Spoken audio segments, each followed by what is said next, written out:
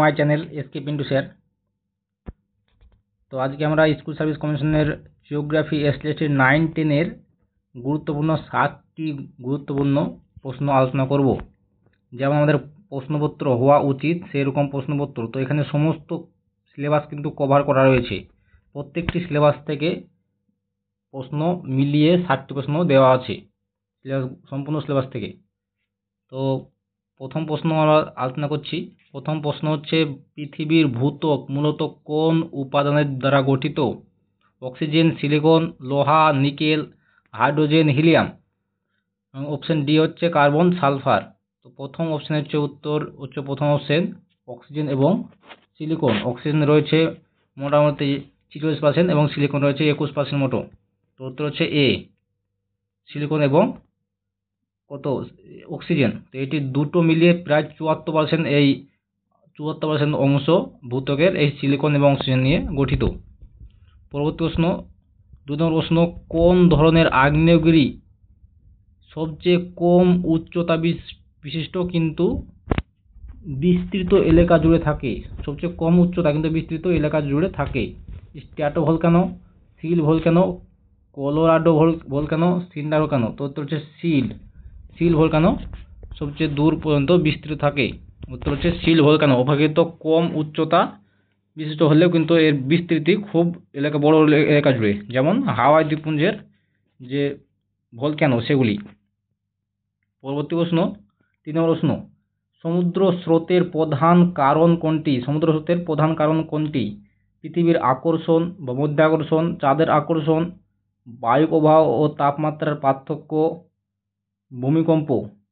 পৃথিবীর সমুদ্র স্রোতের কারণ বায়ু প্রবাহ এবং তাপমাত্রার পার্থক্য, লবণতার পার্থক্য, অনেক কিছুই রয়েছে, কারণ রয়েছে। তো এখানে উত্তর রয়েছে বায়ু প্রবাহ এবং তাপমাত্রার পার্থক্য। উত্তর সি। পরবর্তী প্রশ্ন, পশ্চিমবঙ্গের গ্রীষ্মকালীন মৌসুমী বায়ু মূলত কোথা থেকে আসে? গ্রীষ্মকালীন মৌসুমী বায়ু দক্ষিণ পশ্চিম থেকে, উত্তর পূর্ব থেকে, পশ্চিম দিক থেকে, পূর্ব দিক থেকে। পশ্চিমবঙ্গে আসে উত্তর পূর্ব, দক্ষিণ পশ্চিম মৌসুমী বায়ু আমাদের এখানে গ্রীষ্মকালে আসে দক্ষিণ পশ্চিম মৌসুমী বায়ু, আর শীতকালে আছে উত্তর পূর্ব মৌসুমী বায়ু, প্রত্যাবর্তিত মৌসুমী বায়ু। পরবর্তী প্রশ্ন, 5 নম্বর প্রশ্ন, ভারতের বায়ুমণ্ডলের কোন স্তরে ওজোন স্তর অবস্থিত? এটি আমরা আগের যে সেট সেখানে কিন্তু আলোচনা করেছি। তো যেগুলো বারবার পাচ্ছি সেগুলো কিন্তু মনে রাখবে। তো কোন স্তর রয়েছে ওজোন স্তর? ওজোন স্তর রয়েছে স্ট্র্যাটোস্ফিয়ারে। উত্তর বি, স্ট্র্যাটোস্ফিয়ার। 6 নম্বর প্রশ্ন, নদীর পলি জমে সমুদ্র তটে যে ভূমিরূপ গঠিত হয় তাকে কি বলা হয়? সমুদ্র তটে, সমুদ্রের সীমানাতে নদীর পলি জমে যে ভূমিরূপ সৃষ্টি হয় সেটিকে কি বলা হয়? বদ্বীপ বলা হয়। উত্তর বি, বদ্বীপ। সেটিকে বলা হয় বদ্বীপ। পরবর্তী প্রশ্ন, মেসোস্ফিয়ারে কোন প্রাকৃতিক ঘটনা ঘটে? অরোরা, বজ্রঝড়, উল্কাপাত, সাইক্লোন। তো মেসোস্ফিয়ারে ঘটে অরোরা। উত্তর এ, অরোরা ঘটে। পরবর্তী প্রশ্ন, এই অরোরাটা কি? অরোরাটা একটু বলে দিই। তো এই অরোরা হচ্ছে যে আমাদের সূর্য থেকে আসে ম্যাগনেটিক যে ক্ষতিকারক রশ্মিগুলি, আল্ট্রাভায়োলেট রশ্মি, সেগুলি আমাদের ভারতে বলছি পৃথিবীর যে ফোর্স, মধ্যাকর্ষণ শক্তি, সেই মধ্যাকর্ষণ শক্তির সঙ্গে বিক্রিয়া করে এখানে অরোরা দেখা যায়। পরবর্তী প্রশ্ন, 8 নম্বর প্রশ্ন, কোন ধরনের শিলাকে প্রাথমিক শিলা বলা হয়? প্রাথমিক শিলা বলা হয় অবসাদী শিলা, আগ্নেয় শিলা, রূপান্তরিত শিলা, কংগ্লোমেরেট শিলা। উত্তর হচ্ছে আগ্নেয় শিলাকে প্রাথমিক শিলা বলা হয়। এটি লাভা থেকে সরাসরি ডাইরেক্ট লাভা আমাদের বাইরে এসে, ম্যাগমা বাইরে এসে লাভা আকৃতিতে যে বাতাসে ঠান্ডা হয়ে শীতল হয়ে যে শিলা তৈরি হয় তাকে বলা হয় আগ্নেয় শিলা। সেই আগ্নেয় শিলা হচ্ছে প্রাথমিক শিলা। পরবর্তী প্রশ্ন, পৃথিবীর উষ্ণতম মরুভূমি কোনটি? পৃথিবীর উষ্ণতম মরুভূমি, সবচেয়ে উষ্ণ মরুভূমি কোনটি? সাহারা মরুভূমি, গোবি মরুভূমি, কালাহারি মরুভূমি, থর মরুভূমি। তো পৃথিবীর সবচেয়ে উষ্ণ মরুভূমি হচ্ছে সাহারা মরুভূমি। উত্তর এ, সাহারা মরুভূমি। পরবর্তী প্রশ্ন, পশ্চিমবঙ্গের কোন নদীকে অশ্রুবাহিনী নদী বলা হয়? অশ্রুবাহিনী নদী, কান্না। অশ্রুবাহিনী নদী কোন নদীকে বলা হয়? দামোদর, হুগলি, তিস্তা, ময়ূরক্ষী। তো অশ্রুবাহিনী নদী বলা হয় দামোদর নদীকে। এখানে বাংলা দুঃখ বলা হয় এটিকে, সেজন্য একে অশ্রুবাহিনী নদী, দামোদর নদী। উত্তর এ। পরবর্তী প্রশ্ন, ভারতের সবচেয়ে বড় উর্বর মাটি, ভারতের সবচেয়ে উর্বর মাটি কোনটি? সবচেয়ে উর্বর মাটি, তো এটা আমরা আগে পড়েছি, অ্যালুভিয়াল মাটি হচ্ছে ভারতের সবচেয়ে উর্বর মাটি, গাঙ্গেয় সমভূমির অ্যালুভিয়াল মাটি। পরবর্তী প্রশ্ন, রেগুর সোয়েল নামে কোন মাটি পরিচিত? রেগুর সোয়েল। রেগুর সোয়েল আমরা বারবার আলোচনা করছি, কালো মাটি, কৃষ্ণ মাটি, কালো মৃত্তিকাকে রেগুর সোয়েল বলা হয়। উত্তর বি। পশ্চিমবঙ্গের কোন জেলায় ল্যাটেরাইট সোয়েল বেশি পাওয়া যায়? ল্যাটেরাইট মৃত্তিকা সবচেয়ে বেশি পাওয়া যায় কোন জেলায়? নদিয়া, বাঁকুড়া, মালদা, মুর্শিদাবাদ। তো কোন জেলায়, পশ্চিমবঙ্গের কোন জেলায় ল্যাটেরাইট মাটি পাওয়া যায়? এটা হচ্ছে বাঁকুড়া জেলায়। উত্তর বি, বাঁকুড়া জেলায় ল্যাটেরাইট মৃত্তিকা পাওয়া যায়। উত্তর বি। পরবর্তী প্রশ্ন, কোন অরণ্যকে বিশ্বের ফুসফুস বলা হয়? বিশ্বের ফুসফুস বলা হয় কোন অরণ্যকে? কঙ্গো অরণ্য, তৈগা অরণ্য, আমাজন অরণ্য, মৌসুমী অরণ্য। তো সেলভা অরণ্য, আমাজন অরণ্যর আরেক নাম হচ্ছে সেলভা। তো সেলভা অরণ্য হচ্ছে পৃথিবীর ফুসফুস, বিশ্বের ফুসফুস বলা হয় এই সেলভা অরণ্যকে, আমাজন ওয়াইগাকে। পরবর্তী প্রশ্ন, ভারতীয় মৌসুমী অরণ্য কোন বৃক্ষ সবচেয়ে বেশি দেখা যায়? মৌসুমী অরণ্যে কোন বৃক্ষ সবচেয়ে বেশি দেখা যায়? সেগুন, পাইন, ফার, স্প্রুস। কোন মৌসুমী অরণ্য, ভারতের মৌসুমী অরণ্য কোন অরণ্য? এটি হচ্ছে যেখানে সেগুন পাওয়া যায়। উত্তর এ, সেগুন গাছ পাওয়া যায় সেখানে হচ্ছে মৌসুমী অরণ্য, এই সেগুন গাছকে বলা হয়। পরবর্তী প্রশ্ন, কোনটি এক্সরোফাইট বা জেরোফাইট? উত্তর এখানে হচ্ছে জেরোফাইট উদ্ভিদ উদাহরণ কোনটি? জেরোফাইট বলতে কম জল লাগে, তো তাপ সহ্য করে উদ্ভিদ হচ্ছে জেরোফাইট উদ্ভিদ। তো এটি কোন উদ্ভিদ? পদ্ম, নারকেল, কাটা গাছ, ক্যাকটাস, শ্যাওলা। তো ক্যাকটাস বা কাটা গাছ এখানে মরুভূমিতে জন্মায়, মরুভূমি তাপ সহ্যকারী উদ্ভিদ, জেরোফাইট উদ্ভিদ। তো এটি জেরোফাইট উদ্ভিদের উদাহরণ হচ্ছে ক্যাকটাস। পরবর্তী প্রশ্ন, পশ্চিমবঙ্গের সুন্দরবন কোন ধরনের বন দেখা যায়? সুন্দরবনে কোন ধরনের বন দেখা যায়? শুষ্ক পাতাঝরা বন, শীতল অরণ্য বন, জলাভূমি বন, মৌসুমী বন। তো জলাভূমি বন বা ম্যানগ্রোভ বন, এই ম্যানগ্রোভ ফরেস্ট এখানে দেখা যায়। উত্তর সি। চিপকো মুভমেন্ট কিসের সঙ্গে সম্পর্কিত? চিপকো উত্তরাখণ্ডে হয়েছিল চিপকো মুভমেন্ট। চিপকো মুভমেন্ট কিসের সঙ্গে জড়িত? বন্যা নিয়ন্ত্রণ, অরণ্য সংরক্ষণ, মাটি সংরক্ষণ, জল দূষণ প্রতিরোধ। তো উত্তর হচ্ছে অরণ্য সংরক্ষণ, গাছকে ধরে রাখা। সুন্দরলাল বহুগুণা নামে একজন বিখ্যাত নেতা, তিনি এই চিপকো আন্দোলনের নেতৃত্ব দিয়েছিলেন। সুন্দরলাল বহুগুণা। চিপকো আন্দোলন উত্তরাখণ্ডে হয়েছিল। পরবর্তী প্রশ্ন, কোন জীবাশ্ম জ্বালানি সবচেয়ে বেশি বায়ু দূষণ ঘটায়? সবচেয়ে বেশি বায়ু দূষণ ঘটায় কোন জীবাশ্ম জ্বালানি? প্রাকৃতিক গ্যাস, কয়লা, পেট্রোল, ডিজেল। উত্তর হচ্ছে কয়লা। কয়লা সবচেয়ে বেশি বায়ু দূষণ ঘটায়। উত্তর বি। বিশ্ব উষ্ণায়ন এর প্রধান কারণ কোনটি? CFC, CO2, H2, CH4, O3। তো কারণ কোনটি বিশ্ব উষ্ণায়নের কারণ? সবচেয়ে বেশি বিশ্ব উষ্ণায়নের কারণ হচ্ছে CO2। এছাড়া সবগুলি কিন্তু বিশ্ব উষ্ণায়নের কারণ, O3 বাদ দিয়ে। কিন্তু এখানে রয়েছে CO2, এটি হচ্ছে সর্বাধিক। তো উত্তর হবে CO2, কার্বন ডাই অক্সাইড। ভারতের জনসংখ্যা বৃদ্ধির প্রধান কারণ কোনটি? জন্মহার হ্রাস, মৃত্যুহার হ্রাস, অভিবাসন, নগরায়ন। তো মৃত্যুহার কমে গেছে, সেই জন্য আমাদের জনসংখ্যা বৃদ্ধি পাচ্ছে। ভারতের জনসংখ্যা বৃদ্ধির প্রধান কারণ হচ্ছে মৃত্যুহার হ্রাস, উন্নত চিকিৎসার জন্য মৃত্যুহার কমে গেছে। পরবর্তী প্রশ্ন, ভারত বিশ্বের সর্বাধিক জনবসতিপূর্ণ দেশ কোনটি? সবচেয়ে বেশি জনবসতিপূর্ণ দেশ কোনটি ভারতের? বিশ্বের ভারত, বাংলাদেশ, চীন, জাপান। তো এখানে অপশন অনুযায়ী হবে এখানে বাংলাদেশ। উত্তর বি, অপশন অনুযায়ী এখানে বাংলাদেশ হবে বিশ্বের সবচেয়ে বেশি ঘনবসতিপূর্ণ রাজ্য, দেশ। তাছাড়া এটির উত্তর, যে বিশ্বের সবচেয়ে ঘনবসতিপূর্ণ দেশ হচ্ছে ইউরোপের মোনাকো। এতে প্রায় প্রতি বর্গ কিলোমিটারে প্রায় 26,000 জন এখানে বসবাস করে। তো ইউরোপে একটি ছোট দেশ। তো এই মোনাকো বিশ্বের সবচেয়ে ঘনবসতিপূর্ণ দেশ।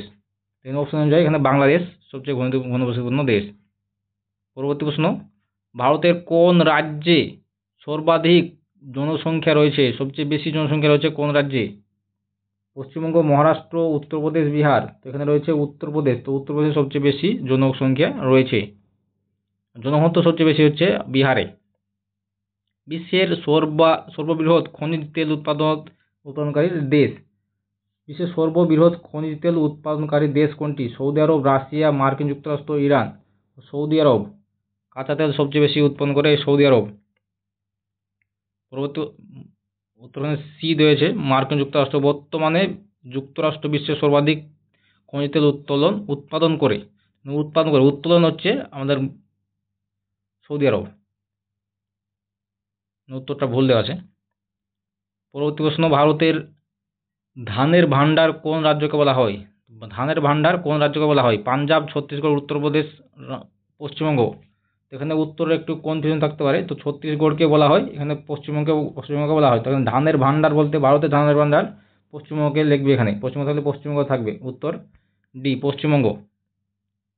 পরবর্তী প্রশ্ন, হীরাকুদ বাঁধ কোন নদীর নির্মিত? হীরাকুদ বাঁধ, এটা আমরা আগের সেট সেখানেও করেছি। হীরাকুদ বাঁধ আমাদের মহানদীতে অবস্থিত, উড়িষ্যায় মহানদীতে অবস্থিত। উত্তর অপশন হচ্ছে এ, উত্তর অপশন এ। ভারতের সবচেয়ে বড় কয়লা খনি, এটা আমরা পড়েছি, কোন রাজ্যে অবস্থিত? ঝাড়খণ্ডের ঝরিয়া। উত্তর হচ্ছে এ, ঝাড়খণ্ড। আমাদের ভারতের সবচেয়ে বড় কয়লা খনি রয়েছে।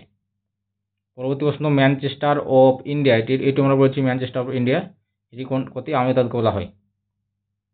বিশ্বের সর্ববৃহৎ মৎস্য উৎপাদনকারী দেশ, এটা আমরা পড়িনি। তো 29 নম্বর প্রশ্ন হচ্ছে, বিশ্বের সর্বাধিক মৎস্য উৎপাদনকারী দেশ কোনটি? ভারত, চীন, জাপান, ইন্দোনেশিয়া। সবচেয়ে মৎস্য উৎপাদন করে সবচেয়ে বেশি হচ্ছে চীন। উত্তর বি, চীন। ভারতের মাছ চাষে বিশ্বের শীর্ষে রয়েছে এই চীন। 1/3 প্রায় 1/3 সরবরাহ করে এই চীন দেশ সরবরাহ করে, এটি বিশ্বের শীর্ষে রয়েছে চীন। ভারতের সবচেয়ে বড় বন্দর কোনটি? সবচেয়ে বড় বন্দর মুম্বাই, কলকাতা, কান্ডালা, জওহরলাল নেহরু পোর্ট, নাভি মুম্বাই। তো নাভি মুম্বাই, এটি কিন্তু আমাদের ভারতের সবচেয়ে বড় container port, Jawaharlal Nehru port বা নাভি মুম্বাই। এটি আমাদের ভারতের বৃহত্তম কন্টেনার বন্দর। আর এমনি বন্দর বলতে গেলে আমাদের মুম্বাই বন্দর সবচেয়ে বড় বন্দর। পরবর্তী প্রশ্ন, ভারতের বৃহত্তম মালভূমি কোনটি? ভারতের বৃহত্তম মালভূমি আমাদের হচ্ছে বৃহত্তম মালভূমি হচ্ছে দাক্ষিণাত্য মালভূমি। উত্তর বি, দাক্ষিণাত্য মালভূমি। কোন নদীকে বিহারের শোক বলা হয়? এটি আমরা আগের ভিডিওতে বলেছি, বিহারের শোক, বিহারের দুঃখ বলা হয় কোশি নদীকে। এখানে কোশি লেখা আছে, তো কোশি নদী হচ্ছে বিহারের দুঃখ বা বিহারের শোক। ভারতের দীর্ঘতম নদী কোনটি? ভারতের দীর্ঘতম নদী এখানে হচ্ছে গঙ্গা। এটির দৈর্ঘ্য প্রায় 2525 কিলোমিটার। যদি অভ্যন্তরীণ বলে, তো অভ্যন্তরীণ ভারতের হচ্ছে গোদাবরী, যার দৈর্ঘ্য হচ্ছে 1465 কিলোমিটার হচ্ছে এর দৈর্ঘ্য। আর গঙ্গা আমাদের ভারতে রয়েছে 1460 কিলোমিটার। পরবর্তী প্রশ্ন, থর মরুভূমি কোন রাজ্যে অবস্থিত? রাজস্থানে অবস্থিত থর মরুভূমি। ভারতের কোন রাজ্যে চা উৎপাদন সর্বাধিক হয়? পশ্চিমবঙ্গ, আসাম, কেরালা, তামিলনাড়ু। চা উৎপাদনে প্রথম হচ্ছে আসাম, এখানে 32,000 প্রায় চা বাগান রয়েছে। 3,200 এই চা বাগান রয়েছে এই আসামে। 36 নম্বর প্রশ্ন, ভারতের সর্বাধিক বিদ্যুৎ উৎপাদন কোন উৎস থেকে হয়? কোথা থেকে বিদ্যুৎ উৎপাদন সবচেয়ে বেশি হয়? জলবিদ্যুৎ, তাপবিদ্যুৎ, পারমাণবিক শক্তি, বায়ু শক্তি। সর্বাধিক বিদ্যুৎ উৎপাদন হয় তাপবিদ্যুৎ, কয়লা থেকে। উত্তর বি, তাপবিদ্যুৎ থেকে সবচেয়ে বেশি আমাদের বিদ্যুৎ উৎপাদন হয়। এনটিপিসি, এটি আমাদের ভারতের বৃহত্তম একটি সংস্থা। ভারতের কোন রাজ্যকে মশলার বাগান বলা হয়? বলা হয় কেরালা। এখানে প্রচুর পরিমাণে মশলা উৎপন্ন হয়, তাই কেরালাকে মশলার বাগান বলা হয়। ভারতের কোন রাজ্য সর্বাধিক বনভূমি রয়েছে? এটা আমরা আগের যে সেট সেখান থেকে করেছি। কোন রাজ্যে রয়েছে? আমাদের মধ্যপ্রদেশ সবচেয়ে বেশি বনভূমি রয়েছে। একক রাজ্য হিসাবে যদি পার্সেন্টেজ দেওয়া হয় তাহলে কিন্তু মণিপুর হবে। পরবর্তী প্রশ্ন, ভারতের কটনোপলিস নামে কোন শহরটি বিখ্যাত? ভারতের কটনোপলিস কোন শহরকে কটনোপলিস বলা হয়? মুম্বাই, আহমেদাবাদ, সুরাট, নাগপুর। তো মুম্বাইকে বলা হয় কটনোপলিস। উত্তর এ, মুম্বাই। 44 নম্বর প্রশ্ন, পশ্চিমবঙ্গের কোন শিল্প রেডিয়াল শিল্প নামে পরিচিত? রেডিয়াল শিল্প কোন শিল্পকে বলা হয়? রেডিয়াল শিল্প লৌহ ইস্পাত শিল্প, জুট শিল্প, চা শিল্প, কাগজ শিল্প। রেডিয়াল শিল্প হচ্ছে জুট শিল্প, পাট শিল্প। পরবর্তী প্রশ্ন, 41 নম্বর প্রশ্ন, টোপোগ্রাফিক্যাল মানচিত্রে ব্রাউন কালার কোনটির জন্য ব্যবহৃত হয়? রাস্তা, জলাশয়, উচ্চতা ও পাহাড়, উদ্ভিদ। তো ব্রাউন কালার, এই যে আমি রংটা দিচ্ছি এটা ব্রাউন, তো এই ব্রাউন কালার কী করা হয়, পাহাড়, এই উচ্চতা এবং পাহাড় কন্ট্রোল লাইন রেখা টানতে এই ব্রাউন কালার ইউজ করা হয়। পরবর্তী প্রশ্ন 82 প্রশ্ন, মানচিত্রে ব্লু কালার নির্দেশ করে, ব্লু কালার বা নীল, এই নীল কালার কি নির্দেশ করে? বনভূমি, রাস্তা, জলাশয়, বসতি। তো জলাশয় নির্দেশ করে এই ব্লু কালার, জলাশয়, উত্তর সি জলাশয়। 43 নম্বর প্রশ্ন, কন্ট্রোল লাইন কি নির্দেশ করে? আমি এখনই বললাম কিন্তু কন্ট্রোল লাইন, তো কন্ট্রোল লাইন কি নির্দেশ করে? সমুদ্রতল থেকে সমান উচ্চতা বিশিষ্ট স্থান, নদীর প্রবাহ, জনবসতি, উদ্ভিদের ঘনত্ব। তো উত্তর হচ্ছে সমুদ্রতল থেকে সমান উচ্চতা, আমাদের যে উচ্চতা সেটি কন্ট্রোল লাইন, এই কন্ট্রোল লাইনগুলি উচ্চতা নির্দেশ করে। এখানে লেখা থাকে 10 মিটার 20 মিটার এগুলো গ্যাপ থাকে। তো এটা যে সমুদ্রতল থেকে উচ্চতা বা আরএল, রিডিউস লেভেল, তো সমুদ্রতল থেকে উচ্চতা বা সমান উচ্চতা বিশিষ্ট অঞ্চলে কন্ট্রোল লাইন দ্বারা যোগ করা হয়। পরবর্তী প্রশ্ন 44 নম্বর প্রশ্ন, টোপোগ্রাফিক্যাল মানচিত্রে 1 সেমি ইজিক্যাল টু 1 কিমি হলে স্কেলে কত হবে? মানচিত্রে 1 সেমি ইজিক্যাল টু 1 কিমি হলে স্কেল কত হবে? 1:10,000, 1:50,000, 1:1 লাখ, 1:2.5 লাখ। তো 1 কিমি, 1 সেমি ইজিক্যাল টু 1 কিমি হলে কী হবে? আমাদের মানচিত্রে হবে স্কেলে কত হবে? এখানে স্কেল হবে 1 ইজিক্যাল টু কত? 1 লাখ সেমি, 1 সেমি ইজিক্যাল টু 1 লাখ সেমি। তো এটি হবে আরএফ স্কেলে 1 ইজিক্যাল টু 1:1 লাখ, এটি হবে 1 সেমি ইজিক্যাল টু 1 কিমি। তো উত্তর হবে এখানে সি 1:1 লাখ, এটি সেমি বা কিমিতে হয়ে থাকে। তো পরবর্তী প্রশ্ন, বার ডায়াগ্রাম দ্বারা সাধারণত কি প্রকাশ করা হয়? বার ডায়াগ্রাম, বারবার বলছি বার ডায়াগ্রাম কী হয়? তুলনামূলক সংখ্যা এটির নির্দেশ করে, প্রকাশ করতে হবে। আপেক্ষিক বৃষ্টিপাত, জমির ঢাল, জনসংখ্যার বৃদ্ধি, নদীর প্রবাহ। তো বার ডায়াগ্রামে কী হয়? আপেক্ষিক বৃষ্টিপাত, তুলনামূলক সংখ্যা কিন্তু এখানে প্রকাশ করা হয়। উত্তর হবে আপেক্ষিক বৃষ্টিপাত। পরবর্তী প্রশ্ন, পাই ডায়াগ্রাম সাধারণত কিসের জন্য ব্যবহৃত হয়?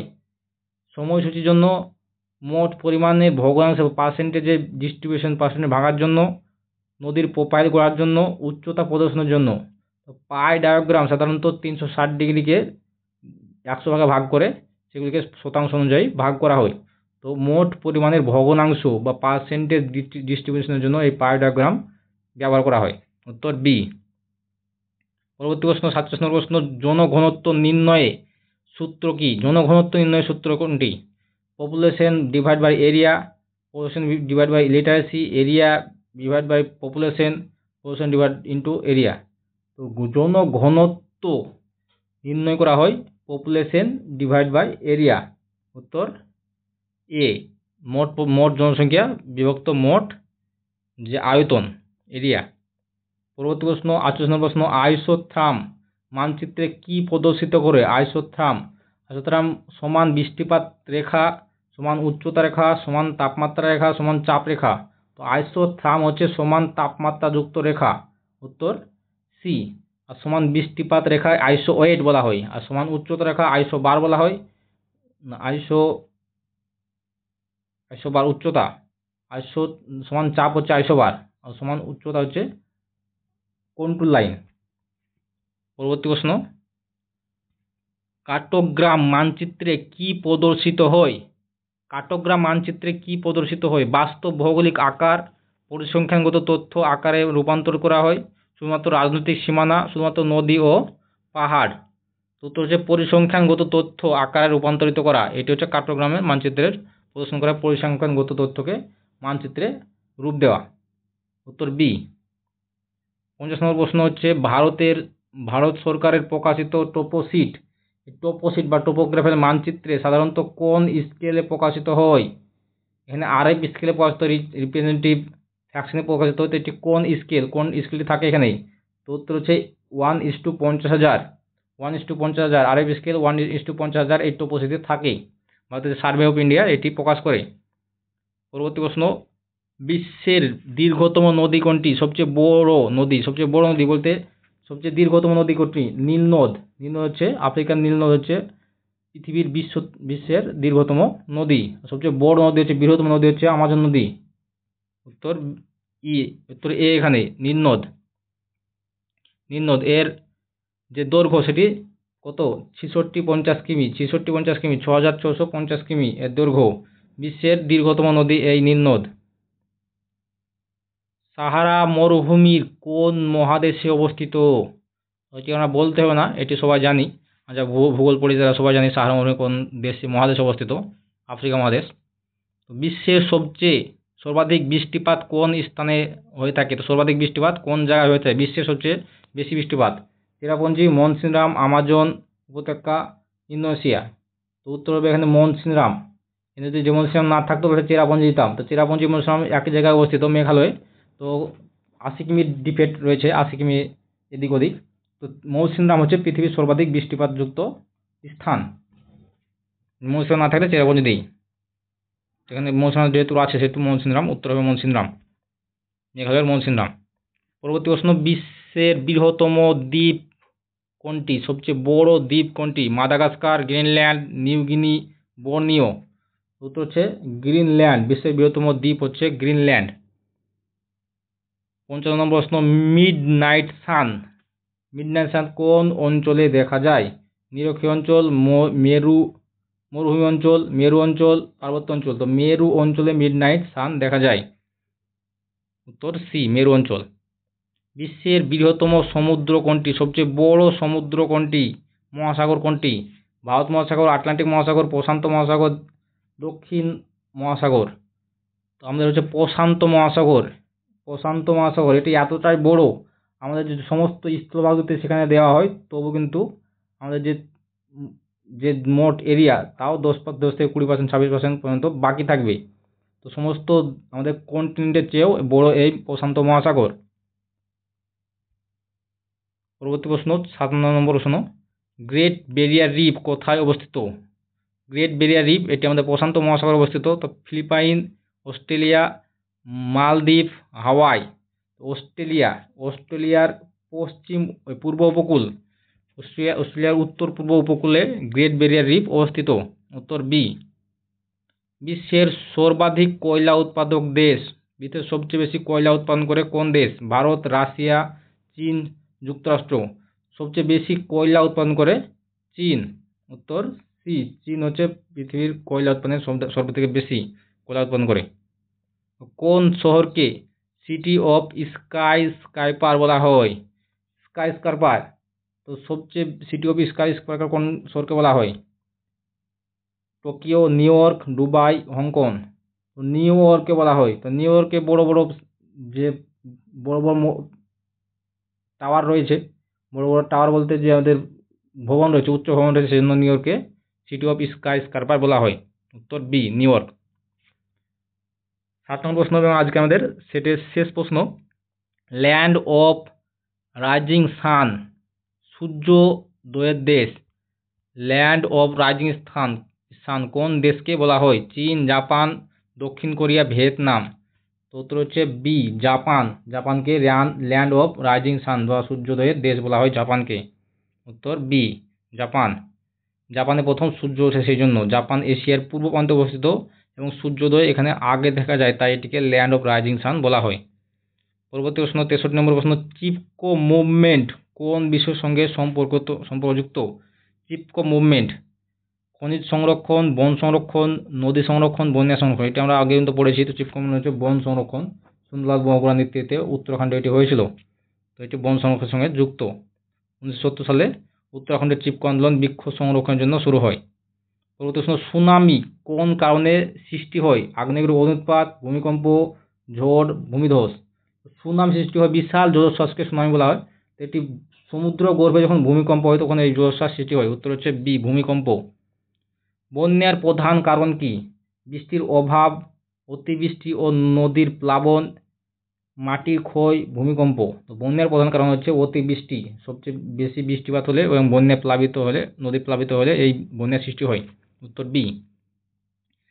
সাইলেন্ট ভ্যালি কোন রাজ্যে অবস্থিত? সাইলেন্ট ভ্যালি কোন রাজ্যে অবস্থিত? কেরালা, আসাম, তামিলনাড়ু, সিকিম। তো সাইলেন্ট ভ্যালি অবস্থিত হচ্ছে কেরালায় সাইলেন্ট ভ্যালি অবস্থিত। উত্তর এ। ভারতের প্রথম বায়োস্ফিয়ার রিজার্ভ কোনটি? সুন্দরবন, নীলগিরি, মানস, নন্দা দেবী। আমাদের নীলগিরি প্রথম বায়োস্ফিয়ার রিজার্ভ হচ্ছে নীলগিরি পর্বতমালা, নীলগিরি হচ্ছে আমাদের বায়োস্ফিয়ার রিজার্ভ প্রথম। নীলগিরি বায়োস্ফিয়ার রিজার্ভ 1986 সালে ভারতের প্রথম বায়োস্ফিয়ার রিজার্ভ হিসাবে ঘোষিত হয় এই নীলগিরি। পরবর্তী প্রশ্ন, মাটি ক্ষয়ের বিরুদ্ধে কোনটি প্রতিরোধমূলক ব্যবস্থা নয়? কন্ট্রোল চাষ, টেরাস ফার্মিং, বৃক্ষরোপণ, অতিরিক্ত বন ছেদন এটি মাটির প্রতিরক্ষামূলক ব্যবস্থা নয়। পরবর্তী প্রশ্ন, NDMA national disaster management authority ভারতের কোন বছর গঠিত হয়? NDMA national disaster management authority 1995 সালে, 2001 সালে, 2005 সালে, 2010 সালে। তো এটিতে গঠিত হয় 2010 সালে। উত্তর 2005 সালে, 2010 সালে। উত্তর হবে ডি। উত্তর সি 2005 সালে এটি গঠিত হয় NDMA national disaster management authority. এটি 2005 সালে জাতীয় দুর্যোগ ব্যবস্থাপনা কর্তৃপক্ষ এটি নিয়োজিত হয় বা গঠিত হয় 2005 সালে। সুন্দরবন কোন প্রাকৃতিক বিপদের জন্য বিশেষভাবে পরিচিত? তো প্রাকৃতিক বিপদের জন্য সবচেয়ে বেশি পরিচিত সুন্দরবন কিসের জন্য? ভূমিধসের জন্য, ঘূর্ণিঝড় বা জলোচ্ছ্বাসের জন্য, সুনামির জন্য, আগ্নেয়গিরির জন্য। তো প্রত্যেক বছর এখানে কিন্তু ঘূর্ণিঝড় আসে। আমাদের যে সাইক্লোন বঙ্গোপসাগরে তাপমাত্রা বাড়ার সাইক্লোন তৈরি হয়, সেই ঘূর্ণিঝড় কিন্তু এখানে প্রত্যেক বছরই আসে, প্রায় আসে। তো এই ঘূর্ণিঝড় এবং জলোচ্ছ্বাসের জন্য, প্রাকৃতিক বিপদের জন্য এটি বিখ্যাত, পরিচিত। পরবর্তী প্রশ্ন, ভূগোল শিক্ষার প্রধান উদ্দেশ্য কি? কেবলমাত্র মুখস্থ বিদ্যা তৈরি করা, পরিবেশ সম্পর্কে সচেতনতা সৃষ্টি করা, গণিতের জ্ঞান বৃদ্ধি করা, ইতিহাসকে বোঝানো। পরিবেশ সম্পর্কে সচেতনতা বৃদ্ধি করা ভূগোল শিক্ষার প্রধান উদ্দেশ্য। পরিবেশ সম্পর্কে সচেতনতা বৃদ্ধি, ভূগোল শিক্ষার মূল উদ্দেশ্য হলো পরিবেশ ও মানুষের সম্পর্ক বোঝানো এবং পরিবেশ রক্ষায় সচেতনতা বৃদ্ধি করা। পরবর্তী প্রশ্ন, লার্নিং বাই ডুইং কোন শিক্ষাদানের সাথে সম্পর্কিত? প্রথাগত শিক্ষা, কার্যকরী ভিত্তিক শিক্ষা, বক্তৃতা শিক্ষা, পরীক্ষা ভিত্তিক শিক্ষা। তো হচ্ছে কার্যকারী শিক্ষা, অ্যাক্টিভিটি বেসড লার্নিং, কার্যভিত্তিক শিক্ষা। এরকম প্রশ্ন দিয়েছি কারণ হচ্ছে এরকম প্রশ্ন দিতেও পারে আমাদের যে এসএলএসটি ম্যানেজমেন্ট যেগুলি আছে তারা, সেজন্য এই প্রশ্নগুলি দেওয়া আছে ভূগোল শিক্ষার যে লার্নিং বেস সেগুলি দিয়ে। তো ভূগোল শিক্ষার গ্লোব ব্যবহারের প্রধান উদ্দেশ্য কি? ভূগোল শিক্ষায় গ্লোব ব্যবহার করা হয়, সেই গ্লোব ব্যবহারের প্রধান উদ্দেশ্য কি? ছাত্রদের আনন্দ দেওয়া, পৃথিবীর আকার এবং অক্ষাংশ দ্রাঘিমা বোঝানো, ইতিহাস শেখানো, আবহাওয়ার পূর্বাভাস দেওয়া।